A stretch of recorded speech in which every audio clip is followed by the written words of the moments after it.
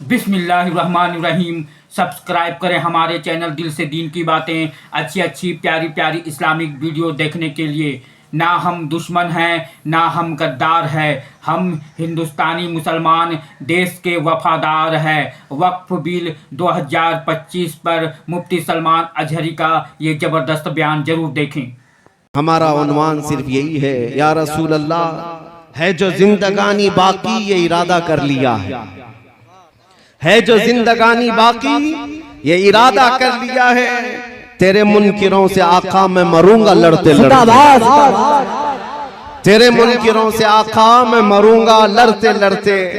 और मेरा इंट्रोडक्शन और मेरा तारुफ नाज़िम इजलास अपने अपने अल्फाज में करा रहे थे, वरना मैं अपने अल्फाज में अगर अर्ज करूं तो मेरा तारुफ सिर्फ इतना ही है, या रसूल अल्लाह, तेरे इश्क की बदौलत मुझे जिंदगी मिली है, जिंदाबाद। तेरे इश्क की बदौलत मुझे जिंदगी मिली है, मेरी बात बन गई है तेरी बात करते करते, मेरी बात बन गई है तेरी बात करते करते।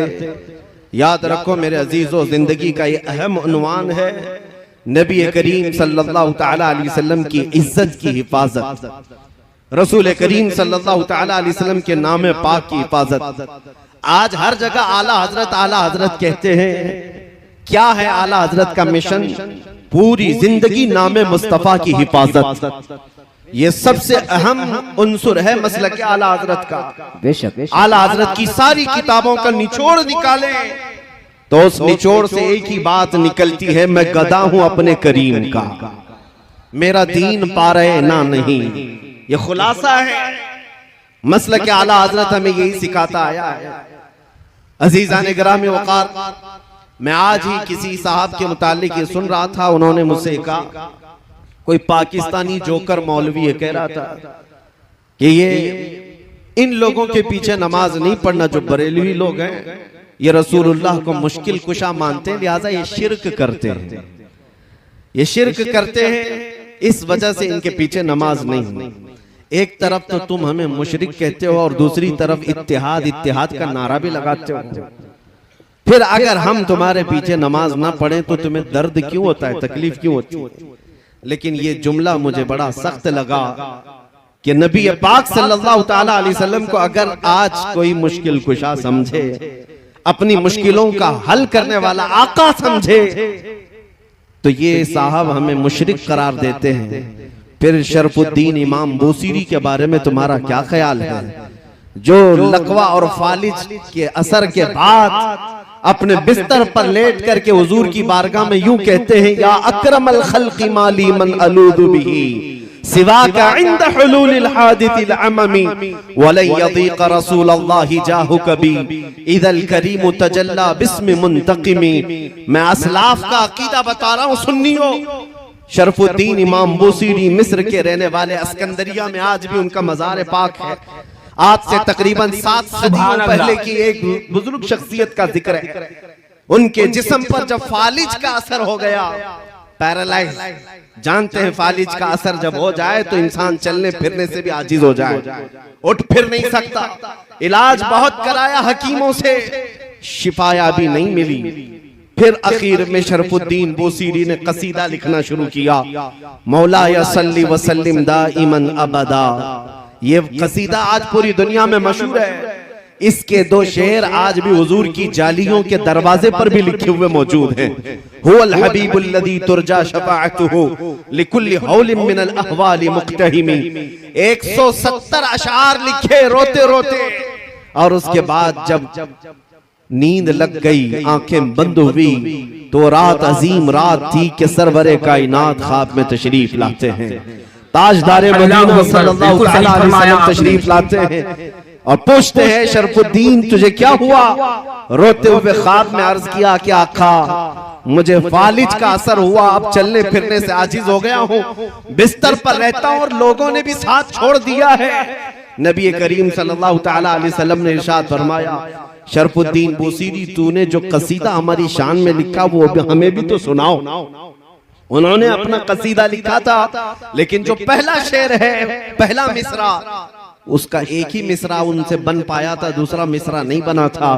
मौला सल्ली व सल्लिम दाइमन अबदा, बस इतना ही मिसरा बना था, दूसरा नहीं था। वो ख्वाब में मेरे आका को सुनाते रहे, मौला सल्ली व सल्लिम दाइमन अबदा। रुक जाते, नबी पाक ने इरशाद फरमाया, बोसीरी इसका अगला मिसरा मेरी जानिब से है, अला हबीबी का खैरिल खल्क़ि कुल्लिहिम। और उसके बाद उनके जिस्म पर अपना हाथ फेरा और रात को अपनी एक चादर उठाकर शरफुद्दीन बोसीरी को अता किया। ख्वाब की बात है, ख्वाब की बात है। और नबी करीम सल्लल्लाहु तआला अलैहि वसल्लम की वफात के 700 साल बाद का वाकया है।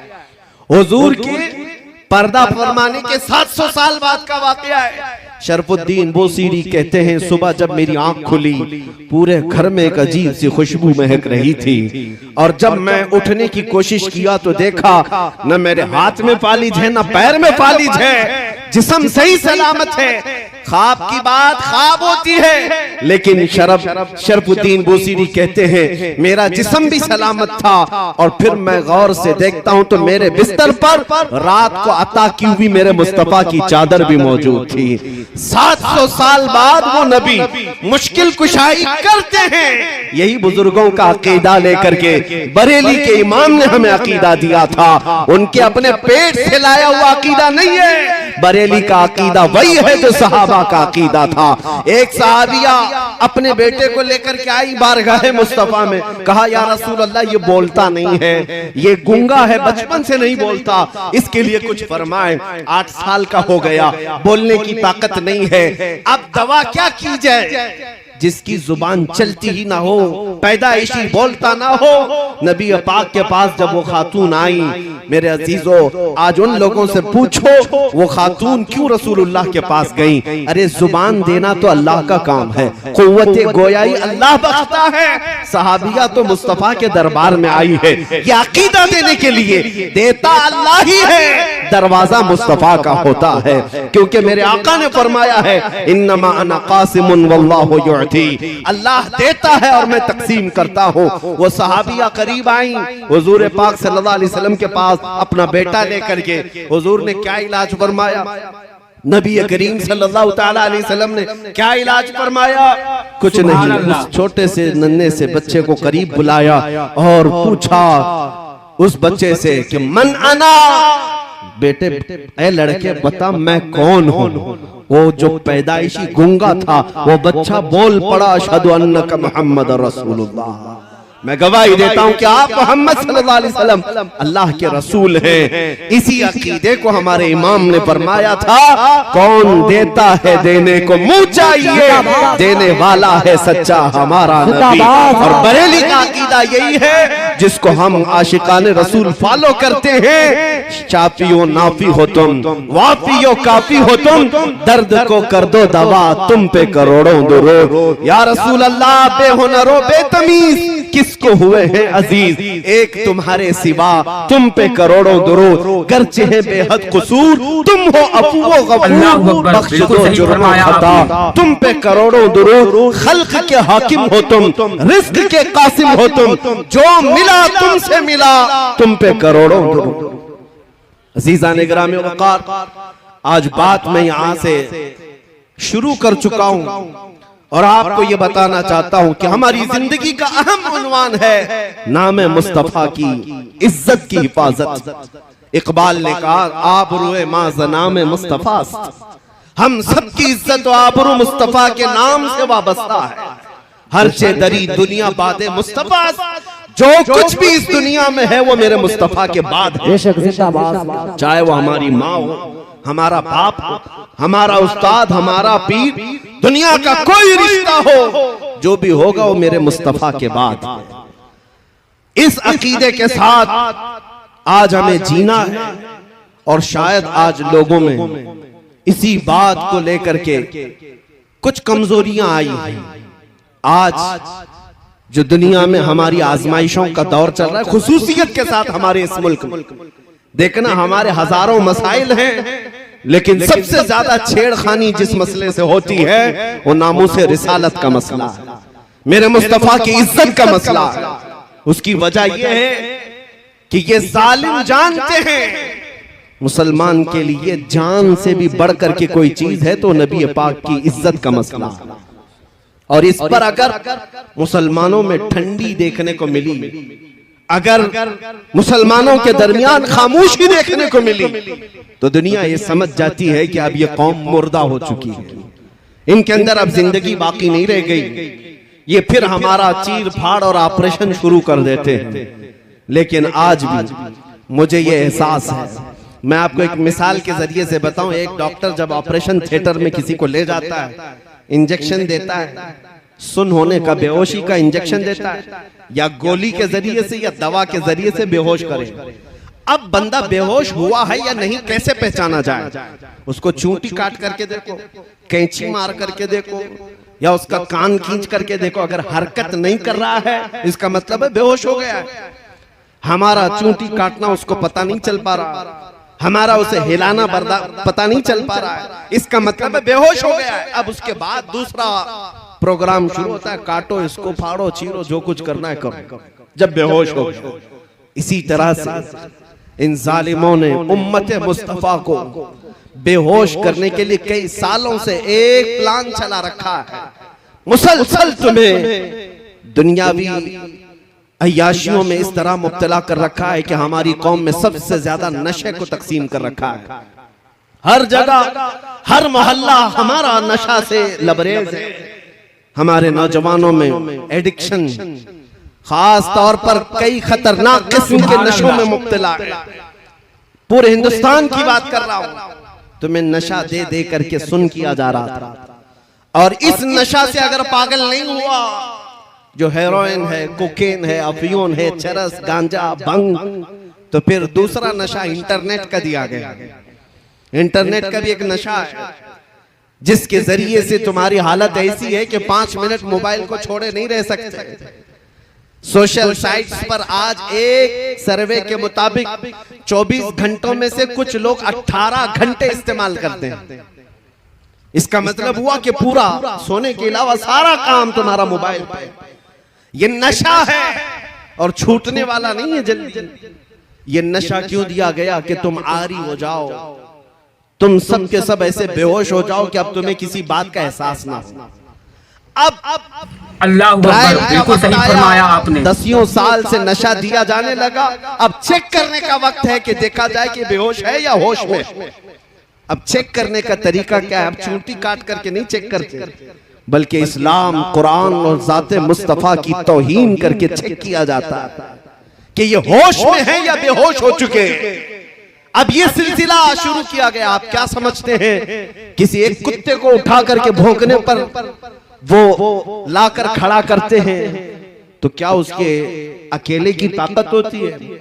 ये गुफे में बैठे हुए भेड़ियों की इतनी ताकत नहीं होती। ये हुकूमत की सपोर्ट के साथ बड़ी बड़ी लॉबियां इनके पीछे, एजेंसियां इनके पीछे एक गुस्ताखी करने के लिए खरीदे जाते हैं और लाकर खड़े किए जाते हैं, सिर्फ ये टेस्ट करने के लिए करोड़ों मुसलमान हमारे दिए हुए नशे में मदहोश हो गए या अभी भी जिंदा हैं। अरबों को देखा, अरब सो गए। अरबों में अब कोई होश नहीं है। वहां कोई गुस्ताखी करे ना करे उन्हें कुछ फर्क नहीं पड़ता। उनके पड़ोसी मुल्क फिलिस्तीन को खून में नहला दिया जाए उन्हें पता नहीं चलता। शाम तबाह हो जाए, यमन बर्बाद हो जाए, इराक टूट जाए, जल जाए, अरबों के कानों में जूं तक नहीं रेंगती। उनको ऐसा नशा दिया गया है वो उठ नहीं पाते। लेकिन मैंने हिंदुस्तान और अपने बर्रे सगीर के इलाकों को देखा। 10 साल से अगरचे तुमने हमारी कौम को नशा दिया होगा, चाहे वो हेरोइन, कोकेन, अफीम, भंग, चरस के साथ या फिर इंटरनेट की जमीन पर पोर्नोग्राफी और गंदी तस्वीरों के साथ इनको नशा में एडिक्ट किया होगा। लेकिन अब भी मुझे ये यकीन है कि हमारी कौम मुस्लिम हिंदुस्तान में पूरी मरी हुई नहीं है। उसकी वजह यह है जब कभी कोई कुत्ता कहीं से भौंकता है, हर मोहल्ले से आवाज आती है लब्बैक या रसूल अल्लाह। ये तुम्हारा लब्बैक का नारा लगाना इस बात की अलामत है कि ये कौम अभी मुर्दा नहीं है, अभी जिंदा है। मुझे वो बात बार बार कहने पर फख्र होता है। मुंबई की सरजमीन से 2 साल कबल जब एक कुत्ता भौंक रहा था, हमने उससे कहा था हम दिल्ली आते हैं और आकर के तुम्हारे साथ मुकाबला करेंगे, ये हमारे जज्बात थे। लेकिन आपको मैं बताऊं, रमजान का मौसम है, लॉकडाउन चल रहा है और उस वक्त लोग बाहर आना जाना बहुत कम रखते थे।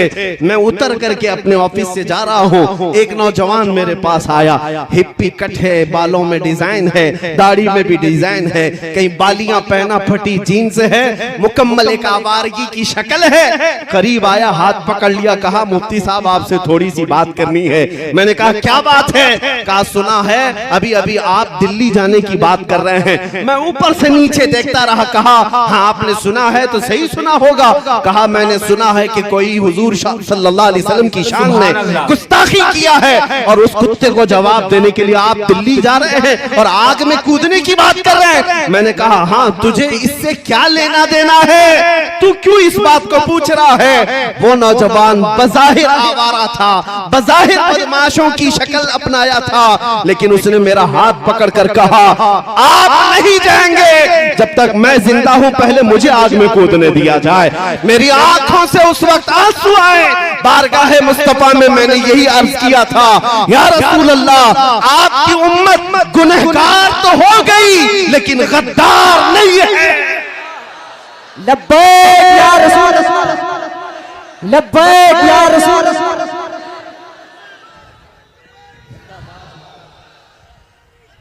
या रसूल अल्लाह,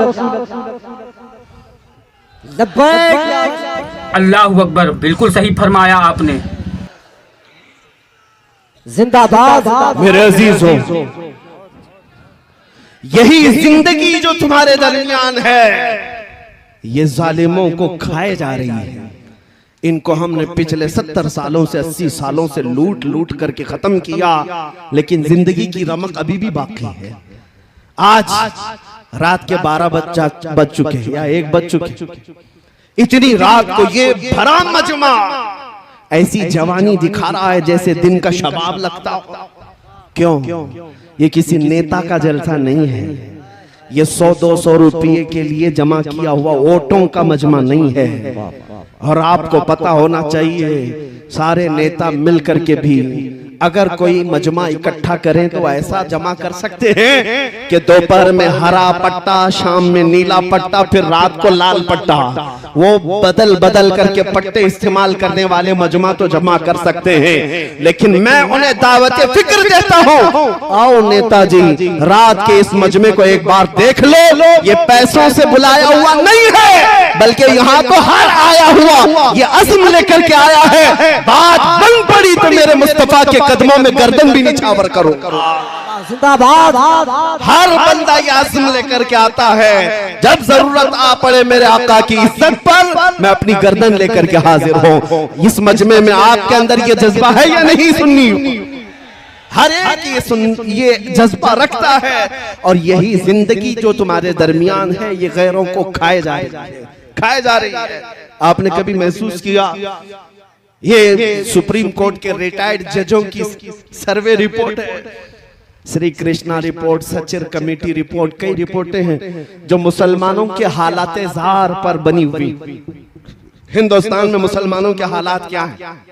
तवज्जो, रिपोर्टों में ये कहा गया है कि ये कौम इतनी बैकवर्ड हो गई है, दलित समाज से भी नीचे की जिंदगी गुजार रही है। इनके अंदर एजुकेशन 2.5% रह गया है, यानी 100 में से सिर्फ 2.5 लोग पढ़े लिखे हैं। ये सब रिपोर्ट इनकी है, पढ़े लिखे नहीं है, इनके अंदर सियासत का शऊर नहीं है, कहीं पर भी चले जाते हैं। रिपोर्ट में ये भी है गरीबी की सतह से नीचे की जिंदगी गुजार रहे हैं। रिपोर्ट में ये भी है कि सबसे ज्यादा कम जॉब में यही लोग हैं, डिपार्टमेंट में ओहदे में इनका कोई नुमाइंदा ज्यादा नहीं है, इनकी क़यादत भी नहीं है कि किसी एक पर मुत्तफिक होते हैं। सारी रिपोर्टें मौजूद हैं, हमने भी देखा, सर्वे को देखा। ये कौम इतनी कमजोर है, 14% है और टूटी बिखरी हुई है। एजुकेशन की कमी है, सियासत की कमी है, इक्तिदार में नहीं है, ओहदों में नहीं है, क़यादत मफकूद है। फिर दूसरी बात ये हमें फिक्र में लाती है, जब इतनी टूटी फूटी जमात है तो फिर आज हर इलेक्शन का मुद्दा मुसलमान ही क्यों बनता है? और सारे टीवी चैनल हम पर ही भोंकते क्यों? ऐसे चैनल हैं उनकी दुकान हमारा नाम लिए बगैर चलती नहीं। हाँ, सुबह से शाम तक कोई भी न्यूज चैनल हो, अजान, दाढ़ी, टोपी, बुर्का, मस्जिद, मीनार, सारा न्यूज इसी में भरा हुआ है। क्यों? अरे हिंदुस्तान में और भी कौमें जीती हैं, यहाँ सिख भी हैं, ईसाई भी हैं, पारसी भी हैं, जैन भी हैं, लेकिन हर शो में हम ही हम हैं। क्यों?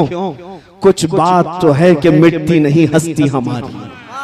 जिंदाबाद। इकबाल ने कहा है कुछ बात तो है कि मिटती नहीं हस्ती हमारी, सदियों रहा है दुश्मन दौरे ज़मां हमारा, तौहीद की अमानत सीनों में है हमारे, आसान नहीं मिटाना नामो निशा हमारा, यूनानो मिस्र रोमा सब मिट गए जहां से, बाकी मगर है अब तक नामो निशा हमारा। अल्लाहु अकबर, बिल्कुल सही फरमाया आपने। सारे डिबेट का मुद्दा बनते हैं, सारी जगह पर हॉट टॉपिक कौन है? अरे जिनके पास पूरी मेजोरिटी है उनको भी जीतने के लिए हमारा नाम लेना पड़ता है।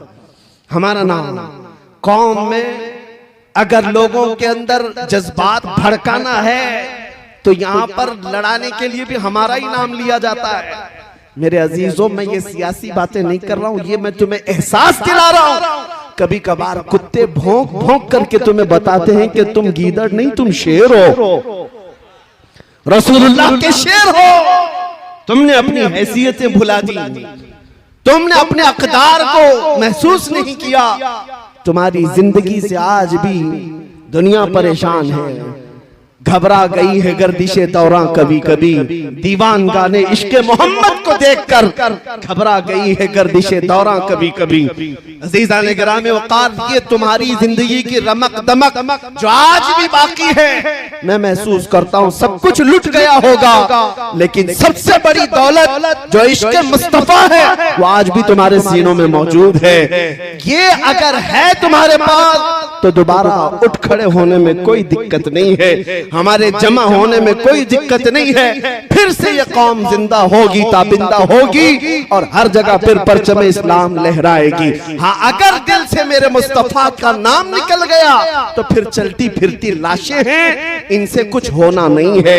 याद रखो, हमारी जिंदगी में जो कुछ भी है वो मेरे मुस्तफा की बरकत से है। वो जो न थे तो कुछ न था, वो जो न हो तो हर सुन्नी जानता है, वो जो ना हो तो कहां पर हमारी जिंदगी में भी वो जो ना हो तो, हमारी हर चीज में वो जो ना हो तो। अरे कब्र में भी जाओगे, फरिश्ते दो सवाल करेंगे, तुम्हारा रब कौन है, तुम्हारा दीन क्या, यहाँ तक बहुत सारे बोल पड़ेंगे। तीसरा सवाल जो फरिश्तों का है, हुजूर को दिखा करके ही पूछेंगे इनके बारे में क्या कहता था। वो जो ना हो तो कब्र में भी तुम्हें वहां पर भी जरूरत है। और वहीं आकर के मुनाफिक फंस जाता है, उनको छोड़ा तो फिर तुम्हारी कब्र में भी खैरियत नहीं है।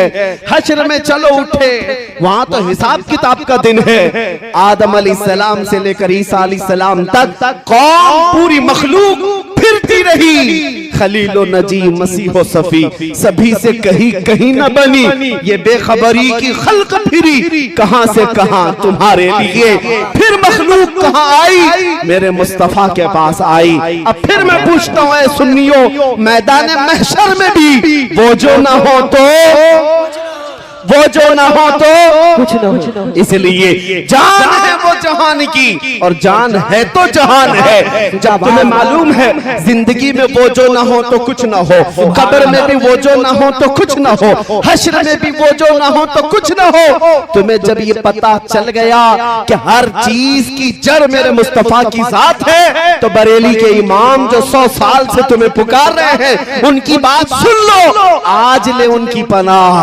आज मदद मांग उनसे, आज ले उनकी पनाह, आज मदद मांग उनसे, कल मानेंगे क़यामत में अगर मान गया। याद रखो मेरे अजीजों, हुजूर पाक सल्लल्लाहु तआला अलैहि वसल्लम को छोड़कर जिंदगी में कुछ नहीं है। सहाबा ताबईन रिज़वानुल्लाहि अलैहिम अजमईन इस अजमत के पहलू को समझ चुके थे, इसलिए उन्होंने दुनिया को ठोकर मार दी थी। जानते हैं उनके नजदीक किसी भी चीज की अहमियत नहीं थी। आज ये बातें मैं आपको एहसास दिला रहा हूँ, जब कभी जरूरत तुम्हारी जिंदगी में आए, अल्लाह अकबर, हर बिल्कुल नौजवान सही को फरमाया बेदार आपने। करना चाहूंगा इस बात को लेकर, सारे मसले सारे मुद्दे एक जगह रख देना। मेरे मुस्तफा के नाम की इज्जत अलग है, ये मकाम ही अलग है। और अगर तुमने फिक्र किया तो अल्लाह ताला तुम्हारे सारे मसाइल को यूं ही हल फरमाएगा, बेशक सारे मसाइल यूं ही हल हो जाएं। आज लोग बैठक करते हैं, मीटिंगें करते हैं, कॉन्फ्रेंसें हैं, सेमिनार हैं, यानी मुस्लिम मसाइल के हल के लिए, कितने मसाइल के हल के लिए हम सर जोड़ कर बैठते हैं। लेकिन मेरे अजीजों, एक मसले पर आप मुत्तफिक हो जाओ, सारे मसाइल का हल अल्लाह मुसब्बिबुल अस्बाब गैब से पैदा करेगा। वो एक मसले पर मुत्तफिक होना किस बात पर है कि मोहम्मद से वफातून है, कि मोहम्मद से वफात होने। तो हम तेरे हैं, ये जहां चीज है क्या, लौह कलम तेरे हैं। जिंदाबाद जिंदाबाद। सारी कायनात तुम्हारी तरफ मोड़ दी जाएगी। उनके जो हम गुलाम थे, खल्क के पेशवा रहे, उनसे फिरे जहां फिरा, फिर आई कमी वकार में। सहाबा की बात मैं बताऊं, एक सहाबिया मैं जंग के मैदान में जाने से पहले अपने 1.5 साल बच्चे को लेकर आती है, हुजूर की बारगाह में अर्ज करती है, सारे मुजाहिदीन आपके साथ जा रहे हैं, मेरा ये बच्चा भी आप कबूल फरमा लें। 1.5 साल का बच्चा जंग में क्या करेगा। उस खातून के जज्बात को कदर से देखो, हजारों सलाम उनकी इज्जत पर। वो खातून कहती है, या रसूल अल्लाह, इस बच्चे के अलावा मेरे घर में कोई नहीं, मेरा शौहर शहीद हो चुका, मेरे घर में और कोई नहीं। जब हर माँ अपने जवान को आपके साथ भेज रही है, मैं अपने बच्चे को घर में रखकर क्या करूं। 1.5 साल का बच्चा लाई, लेकिन क्या करना, क्या ये जंग करेगा। खातून कहती है, मैं जानती हूँ ये तीर और तलवार तो नहीं चला सकता, लेकिन आप अपने मुजाहिदीन सहाबा के हाथों में दे दे इसे, जब दुश्मनों की तरफ से तीर चलेंगे मेरा बच्चा ढाल के काम तो आ सकता है, मेरा बच्चा ढाल के काम आ सकता है। उनके जज्बात को लाखों सलाम, जिन्होंने मेरे मुस्तफा के लिए अपना सब कुछ कुर्बान किया है। आपको पता है, ओहद के मैदान में एक खातून दौड़ी चली आ रही है, जिसको किसी ने खबर दिया कि तुम्हारे शौहर शहीद हो गए, फिर किसी ने कहा तुम्हारा बेटा भी शहीद हुआ, फिर किसी ने कहा तुम्हारा भाई भी शहीद हुआ। वो खातून अपने रिश्तेदारों की शहादत की खबर सुन रही है। आज अंदाजा करो, औरत के लिए एक बेटे का मर जाना कितना बड़ा मामला है। पूरा घर आसमान सर उठा लेती है, उसका रोना धोना आप देखते होंगे। एक जवान बेटा किसी का चला जाए, ये बोलना आसान है, प्रैक्टिकल बहुत मुश्किल है। एक खातून को जब ये कहा जा रहा है कि तेरा बेटा शहीद हुआ, तेरा भाई शहीद हुआ, तेरा शौहर शहीद हुआ, वो खातून का जवाब सुने, आने वाले से पूछती है, सारे लोग मेरे रिश्तों के इंतकाल की खबर दे रहे हो, जरा ये तो बताओ आमीना का लाल सलामत है या नहीं, जिंदाबाद जिंदाबाद। मुस्तफा करीम सलामत है या नहीं। आने वाले ने कहा, ऐ खातून, अल्लाह के रसूल सलामत है। वो खातून अपना आंचल निकालती और कहती है, कुल्लु मुसीबतिन बादक जुललुन या रसूल अल्लाह, ऐ अल्लाह के रसूल, अगर आप सलामत हैं तो हर मुसीबत आसान है, हर मुसीबत छोटी है। ये सहाबा का जज्बा था। उन्होंने ज़ात मुस्तफा और नाम मुस्तफा के एहतराम में अपना सब कुछ लुटाया। आपको पता है, उन्होंने ना अपने माल की तरफ देखा है, ना अपने औलाद की तरफ, ना अपने घर बार की तरफ। हालांकि ऐसा नहीं है कि आपको ये कहा जाए कि तुम अपने घर बार सब छोड़ दो, तुम्हारे घर बार की फिक्र तुम्हारे लिए जरूरी है, लेकिन जब मेरे मुस्तफा करीम की जात का मामला है, बिल्कुल सही फरमाया, पूरी दुनिया एक तरफ हो, उस वक्त तुम्हारा इम्तिहान है, तुम किसका इंतखाब करते हो, तुम किसका इंतखाब करते हो। इसलिए अभी चंद दिनों पहले एक सियासी आदमी थे बेचारे, वो कह रहे थे, मौलाना आप तो तकरीरें बहुत सारे करते हैं, लेकिन इलेक्शन आता है तो आपको पता है मुसलमानों को हम तो इधर से उधर नचा देते हैं, मुसलमानों को नचा देते हैं, सारी पार्टियों में तो जय जय करते हुए आपके लोग घूमते रहते हैं, वो हमें तंज कर रहे हैं, टॉन्ट मार रहे हैं, ताना मार रहे हैं। मैंने कहा, हो सकता है आप 500 रुपए देते होंगे तो आपके पास भी जाते होंगे, फिर कोई दूसरी पार्टी वाला 1000 देता है तो उसके पास भी जाते होंगे, यही आप कह रहे हैं ना। उन्होंने कहा, सब जगह पे ये झंडे ले ले करके जाते हैं और पैसा वसूल करते हैं। मैंने कहा होता होगा, मानता हूं मैं ये बात कि हमारे नौजवान या कोई भी जवान जाते होंगे इस पार्टी में उस पार्टी में, पैसा लाते होंगे।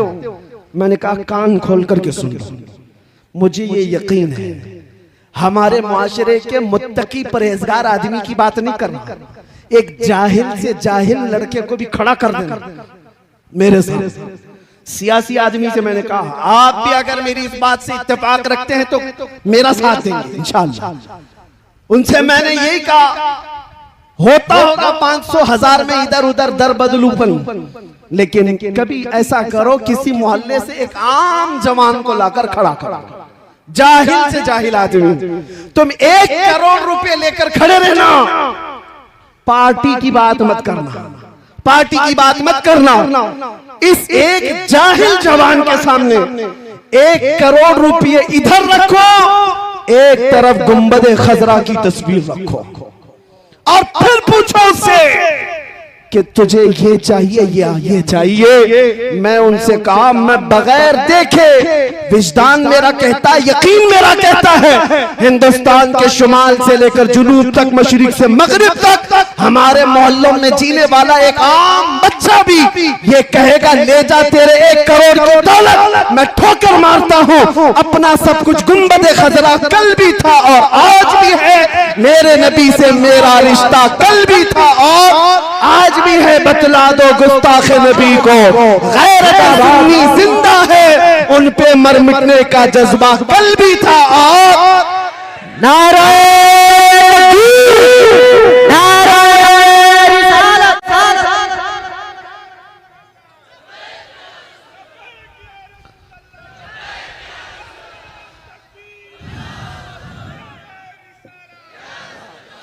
बस मेरे अजीजों के जज्बा जिंदा रखो। हालात बिगड़े जा रहे हैं, हमें पता है, हमें पता है, बहुत सारे लोगों ने ये महसूस किया है। हालात बहुत तेजी से बदलते जा रहे हैं, जहर फैलता जा रहा है। ऐसे हालात में इतना सख्त नहीं बोलना चाहिए। बहुत सारे लोग मुझसे कहते हैं, मैं उनसे अर्ज करता हूं बड़े अदब के साथ, आपके मशवरे सर आंखों पर, लेकिन अब भी ना बोलें तो फिर कब बोलेंगे? अब भी ना बोले तो कब बोले? जब उम्मत मुस्तफा पर हालात ऐसे आ गए हो कि बोलना भी आज मौत की सजा के जुर्म के बराबर है। आज के हालात में मेरे अजीजों अफजल जिहाद है। इन अफजल जिहादी कलिमतु हक़्क़िन इंद सुल्तान जाइर, जालिम बादशाह की मौजूदगी में हक बात का ऐलान करना सबसे अफजल जिहाद। आप तमामी हजरात से मैं इतना कहूंगा, हालात से घबरा कर, खौफजदा होकर, डर कर जीने की जरूरत नहीं। तुम्हारा दीन सच्चा है, तुम्हारा नबी सच्चा है, कुरान किताब अल्लाह की सच्ची, तुम्हारा खुदा सच्चा है। जब खुदा सच्चा, दीन सच्चा, रसूल सच्चा, किताब सच्ची, तो सर झुकाकर नहीं सर उठाकर जीना है। डरे वो कौम जो चोर हो, डरे वो जो मुजरिम हो। अज़ीज़ान गिरामी वक़ार, ज्यादा से ज्यादा आज के हालात नहीं, हर जमाने में उम्मत मुस्तफा के साथ ऐसी ही हालात रहे। सतीजा कार रहा है अजल से ताइमरोज, शरारे बुलहबी से चरागे मुस्तफा। हर जमाने में ये हालात रहे। लोग ये कहते हैं हालात बुरे हैं, संभल करके रहना चाहिए। मुझे बताओ, करबला के मैदान में कौन से अच्छे हालात थे? बद्र जब वाक़या हुई कौन से हालात थे? और फिर ये बात कि हम तादाद में कम हैं, माइनॉरिटी में, मियाँ हर जमाने में हम माइनॉरिटी में रहे। बद्र में 313 माइनॉरिटी में ही थे, ओहद में भी थे, खैबर में थे, खंदक में थे। सबसे बड़ी माइनॉरिटी जो कम तादाद की थी वो तो करबला के मैदान में थी। इसलिए मैं आपको बताता हूं, इन हालात से खौफजदा होने की जरूरत नहीं। दौर बदलेगा, वक्त आएगा, रात होने के बाद सुबह तो होना है, उजाला तो होगा। कुरान में मेरा मौला फरमाता है, ये कुफ्फार और मुशरिकीन अपने मुंह के फूंकों से अल्लाह के चिराग को बुझाना चाहते हैं और अल्लाह अपने चिराग को मुकम्मल करके रहेगा। ये नूर इस्लाम कायम रहेगा, किसी के बुझाने से नहीं बुझेगा। आप इस बात से खौफजदा ना हो कोई लोमड़ी का बच्चा अगर गुफे में बैठकर ये कहता है इस्लाम का विनाश करना है, खत्म करना है, उससे तो हम मजाक में ये कहते हैं तू पहले अपने जिस्म की खुजली मिटा करके दिखा। इस्लाम बहुत बड़ी चीज है, अपने जिस्म की खुजली नहीं मिटाई जाती, इस्लाम को मिटाने की बात है। ये बातें आपके सामने इसलिए अर्ज कर रहा हूं, खौफ ज़दा होने की जरूरत नहीं। जब ऐसे बातें लगे आला हजरत को पढ़ लो। इमाम अहले सुन्नत फाजिल बरेलवी फरमाते हैं खौफ ना रख रज़ा जरा, तू तो है अब्द मुस्तफा, तेरे लिए अमान है, तेरे लिए अमान है। हुजूर ताजुश शरिया बदरुत तरीका फरमाते हैं मुझे क्या फिक्र हो अख्तर, मेरे यावर है वो यावर, बलाओं को जो मेरी खुद गिरफ्तार बला कर। इसलिए आज के हालात के मुताबिक सिर्फ इतना ही कहूंगा, कुछ देर की खामोशी है फिर शोर आएगा, कुछ देर की खामोशी है। इमाम मेहदी को आना है या नहीं है? इस्लाम के इस आगोश में पलने वाला हर बच्चा जानता है मेरे आका का फरमान है, एक जमाना आएगा जब इमाम मेहदी का ज़हूर होगा और हर घर से फिर परचम इस्लाम लहराएगा। ईसा अलैहिस्सलाम को आना है या नहीं? या सबका अकीदा है मेरे अजीजों, आना है, अभी वो दिन आने हैं। इसीलिए मैं कहता हूं कुछ देर की खामोशी है फिर शोर आएगा।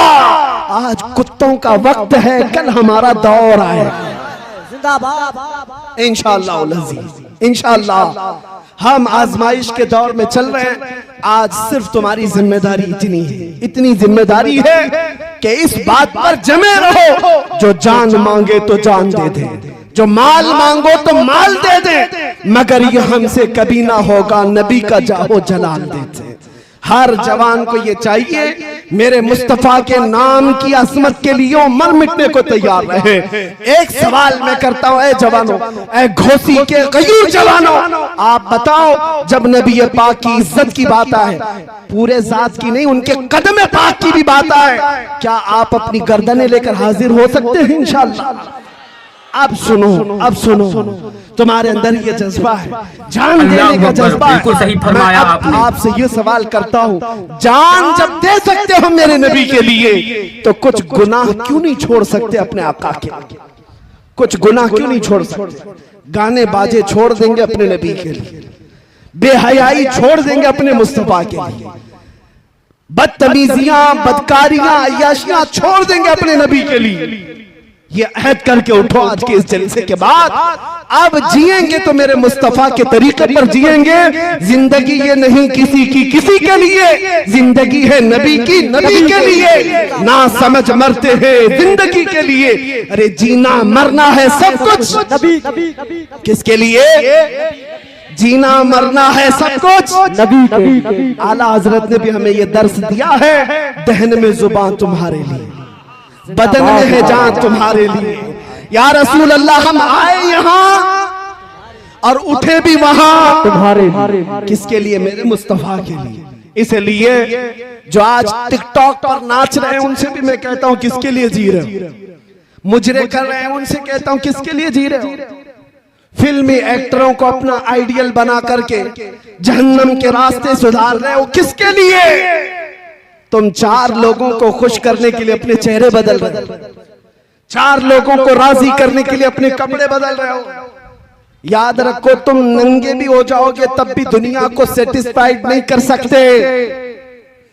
तुम चाहे बदल बदल करके जानवर बन जाओ, दुनिया तुमसे राजी नहीं होगी। फिर भी ये तुम में से तुमको कोई ना कोई ताना जरूर मारेगा, और जिसके लिए तुम बदलते रहे वो तो तुम्हारी कब्र तक भी आने को तैयार नहीं। मर जाने के बाद अजीज से अजीज दोस्त भी 3 बार मिट्टी डाल करके चला जाता है, थोड़ी देर के लिए तुम्हारे करीब बैठने को भी तैयार नहीं। लेकिन कुर्बान जाओ, हमारे कब्र की तख्तियां बंद होने के बाद उस अंधेरी कब्र में रोशनी लेकर कोई आता है तो आमिना का लाल, ताजदार मदीना की जात है। तो फिर इसीलिए आला हजरत ने फरमाया आज ले उनकी पनाह, आज मदद मांग उनसे, कल न मानेंगे कयामत में अगर मान गया। जीने का सलीका बदल डालो, उस्लूब बदल डालो, उठो वगरना हश्र न होगा फिर कभी। दौड़ो के जमाना चाल अपनी चल गया, कुव्वते इश्क से हर पस्त को बाला कर दो, दहर में नामे मोहम्मद से उजाला कर दो। बस मेरी तकरीर का खुलासा, मेरी गुफ्तगू का हासिल कलाम और लुब्बे लुबाब यही है अजीज़ान गिरामी वक़ार के उलमा से करीब, अहले सुन्नत जमात से करीब और इश्क़े रसूल की बुनियादों पर जीना सीख जाओ। हर बच्चा ये अज़्म करके उठेगा मैं सो जाऊं या मुस्तफा कहते कहते, खुले आंख सल्ले अला कहते कहते। जिस दिन तुम्हारी सुबह व शाम इश्क़े मुस्तफा में डूब पड़ के होने लग जाए, फिर एक इनकलाब आएगा, इनकलाब आएगा। हर घर से फिर सदा आएगी लब्बैक या रसूल अल्लाह, लब्बैक या रसूल अल्लाह, लब्बैक या रसूल अल्लाह। आप ये मत समझना कि सिर्फ एक जुबानी नारा है, बल्कि ये सिर्फ नारा नहीं है, अच्छे अच्छे खीमों के चूल्हे हिला देने वाले अल्फाज हैं, बड़ी बड़ी ताकतों को ज़ेरो ज़बर करने वाली ये नारों की गूंज है, तुम्हें अंदाजा भी नहीं। एक मौलाना साहब हमारे पास आए, यूपी के ही थे। यूपी के मुतालिक हमें बार बार डराया जाता है। जब भी मैं मुंबई से यूपी के किसी जलसे में आता हूँ, सब हमसे कहते हैं यूपी जा रहे हैं, यूपी में बड़े हालात खराब हैं, यहाँ तो बिल्डोजर चलता है, यहाँ बड़े हालात खराब हैं। हम उनसे एक ही बात, अल्लाह अकबर, बिल्कुल सही फरमाया आपने, बिल्डोजर ही चलाएंगे, इससे ज्यादा क्या है, इससे ज्यादा कुछ नहीं। उन्हें अभी पता नहीं हम बिलाल हबशी के वारिसीन हैं, जिंदाबाद। उन्हें अभी पता नहीं खुबैब इब्ने अदी हमारे अकाबिर में से हैं, और उन्हें ये पता नहीं अंग्रेज इससे भी बड़े काम कर चुके। किफायत अली काफी रहमतुल्लाह ताला अलैह को गिरफ्तार करके उनके जिस्म पर स्त्री फेरा था 7 दिन तक, गरम स्त्री फेरते थे, और फिर जब चमड़ी जल जाती थी तो नमक छिड़कते थे। लेकिन उस आलिम रब्बानी ने हर तकलीफ गवारा कर ली, अंग्रेजों की बैत कबूल नहीं की, अंग्रेजों की हुकूमत की हिमायत नहीं की, यहाँ तक के फांसी के फंदे पर चढ़ाया गया किफायत अली काफी को। बिल्डोजर वाले सुनो, अभी भी उलमा हक मौजूद हैं, किफायत अली काफी के वारिसीन हैं। जिस दिन किफायत अली काफी को सूली पर चढ़ाया जा रहा था, उनसे पूछा जा रहा था आखिरी कोई ख्वाहिश है, तो किफायत अली काफी ने कहा आखिरी ख्वाहिश सिर्फ इतनी है, एक बार मेरे मुस्तफा की नात पढ़ लो, और फिर गुनगुनाना शुरू किया, कोई गुल बाकी रहेगा न चमन रह जाएगा, पर रसूलुल्लाह का दीने हसन रह जाएगा, सब फना हो जाएंगे काफी वो, लेकिन हश्र तक नाम हजरत का जुबानों पर चलन रह जाएगा। आपको पता है 3,000 अंग्रेजों ने मिलकर के किफायत अली काफी को मुरादाबाद में फांसी पर चढ़ा दिया था। 1857 गदर का मामला है, और अंग्रेज 8 दिन तक जश्न मनाते रहे कि हम एक आशिक रसूल को खत्म कर दें। ये किफायत अली काफी बड़े आशिक रसूल, उनकी जुबान में अल्लाह ने बला की तासीर दी, लोगों के कान खड़े हो जाते जब वो बोलते, और अंग्रेजों को ये बात बड़ी दिक्कत थी, दुश्वार गुजार थी। फांसी पर चढ़ाया, खूब जश्न मनाया। इन जालिम कुत्तों को पता नहीं मेरे मौला का कानून क्या है, दस्तूर कुदरत क्या है। अरे ये एक आशिक रसूल किफायत अली काफी को मुरादाबाद में फांसी पर चढ़ा रहे हैं, और उसी के पड़ोस शहर बरेली में अल्लाह रब्बुल इज्जत इमाम अहमद रजा को पैदा कर। एक चिराग बुझाओगे, मौला दूसरा ऐसा चिराग रोशन करेगा। फिर वो बरेली का इमाम खड़ा हुआ और अपने नौके कलम से ऐसा भरने लगा इश्क रसूल के चप्पे चप्पे से फिर आवाज आने लगी, डाल दी कल्ब में अजमत मुस्तफा सैयदी आला हजरत पे लाखों सलाम। ऐसा इश्क भर दिया, जब दुनिया भौंक रही थी नबी को क्या कहना चाहिए, इतना कहना चाहिए, उतना कहना चाहिए, तब वो हमें अपने कलम से अकीदे भर भर कर दे रहा था।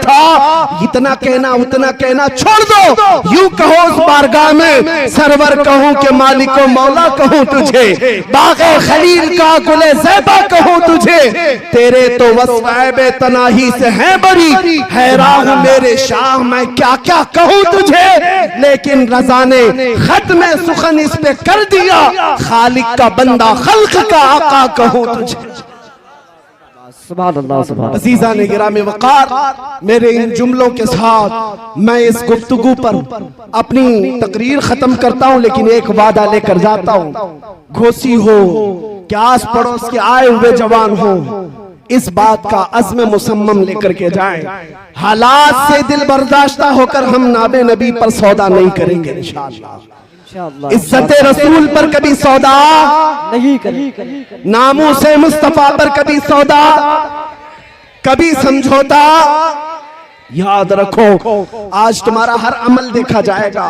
जो जा रहे हैं इधर उधर तूफानों में, उनकी तरफ मत देखना।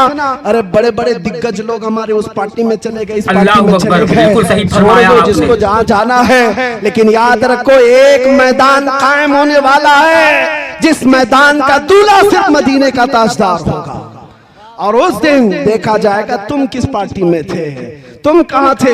इसलिए इन हालात में भी एक नारे पर मैं अपनी गुफ्तगू खत्म करता हूं। किसी की जय विजय क्यों पुकारे, क्या गरज हमको, हमें काफी है सैयद अपना नारा या रसूल अल्लाह, हमें काफी है सैयद अपना नारा। वाखिर दावाना अनिल हम्दुलिल्लाहि रब्बिल आलमीन।